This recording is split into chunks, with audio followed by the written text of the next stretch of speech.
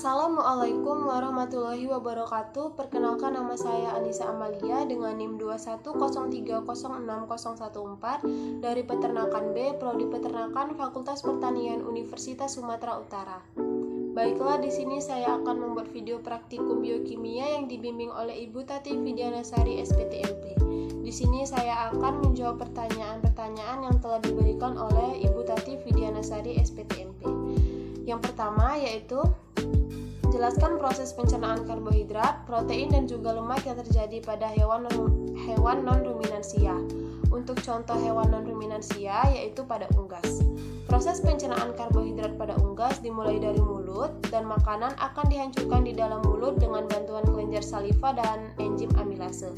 Makanan tersebut mengandung karbohidrat dan terdapat senyawa polisakarida yang mengandung pati, selulosa, hemiselulosa, dan juga lignin. Setelah makanan dihancurkan di dalam mulut, makanan akan masuk ke lambung melalui esofagus. Di dalam lambung, hemiselulosa dan selulosa tidak dapat dicerna karena mengandung serat kasar yang tinggi.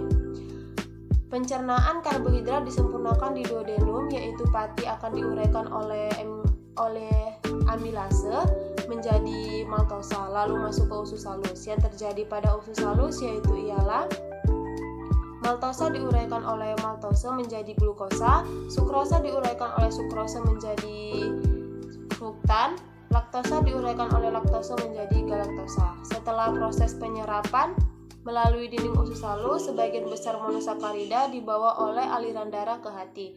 Di dalam hati, monosakarida mengalami proses sintesis yang menghasilkan glikogen, oksidasi menjadi CO2 dan H2O, dan dialirkan ke seluruh tubuh yang memerlukan. Selanjutnya yaitu proses pencernaan protein pada unggas dimulai pada saat makanan akan dicampurkan oleh getah pencernaan yang terdiri dari HCl dan pepsinogen. Pepsinogen yang bereaksi dengan HCl akan diubah menjadi pepsin. HCl dan pepsin akan memecah protein menjadi bentuk senyawa yang lebih sederhana seperti polipeptida, proteosa, pepton, dan juga peptida. Penyerapan protein dimulai ketika makanan masuk ke dalam usus halus. Lapisan epitel akan menyerap air dan zat-zat makanan. Sel absorpsi dari filus merupakan tempat absorpsi asam amino. Setelah asam amino diserap oleh usus halus, lalu masuk ke pembuluh darah dan merupakan hasil akhir dari proses pencernaan protein tersebut. Selanjutnya, proses pencernaan lemak yang terjadi pada unggas dimulai pada saat lemak masuk ke duodenum, lalu mukosa duodenum akan mengeluarkan atau menghasilkan hormon enterogastrik yang menghambat proses sekresi getah pencernaan dan memperlambat proses pengadukan. Lemak yang diemulsikan oleh garam empedu akan dirombak oleh esterase yang memecah ikatan ester antara asam lemak dengan gliserol. Selanjutnya yaitu soal yang kedua, yaitu jelaskan proses pencernaan karbohidrat, protein, dan juga lemak yang terjadi pada ruminansia. Untuk penjelasannya di sini saya menggunakan skema. Yang pertama yaitu proses pencernaan karbohidrat pada ruminansia, pada tepatnya pada rumen. Karbohidrat tersebut terdapat dalam serat kasar atau hijauan yang terdiri ataupun berupa hemiselulosa, selulosa, dan juga lignin, dan terdapat juga pada konsentrat yang berupa pati. Proses pencernaan atau fermentasi karbohidrat di dalam rumen dilakukan oleh mikroba. Hasil utamanya adalah VFA, terutama yaitu asetat atau C2, propionat atau C3, dan butirat atau C4. Dengan bantuan mikroba, asam pirufat dapat diubah menjadi gas metan, asetat, butirat, dan juga propionat. Jika ingin ruminansia mempunyai bobot badan yang lebih berat ataupun penambahan otot, maka perbanyaklah makan konsentrat yang mengandung propionat. Dan jika ingin ruminansia menambah produksi susu, maka perbanyaklah makanan yang mengandung zat hijauan yang banyak mengandung polisakarida. Lalu selanjutnya proses pencernaan protein yang terjadi pada ruminansia.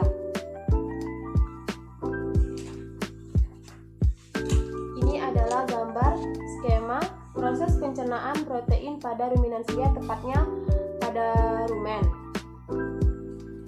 yaitu pakan ternak mengandung protein kasar yang terdiri dari protein murni dan NPN atau urea. Selanjutnya protein murni akan diubah menjadi peptida, sedangkan NPN akan diubah menjadi NH. Peptida digunakan oleh mikroba sebagai sintesis protein pada tubuhnya. Lalu yang lolos dari degradasi rumen, sebagian lagi akan dihidrolisis menjadi asam amino.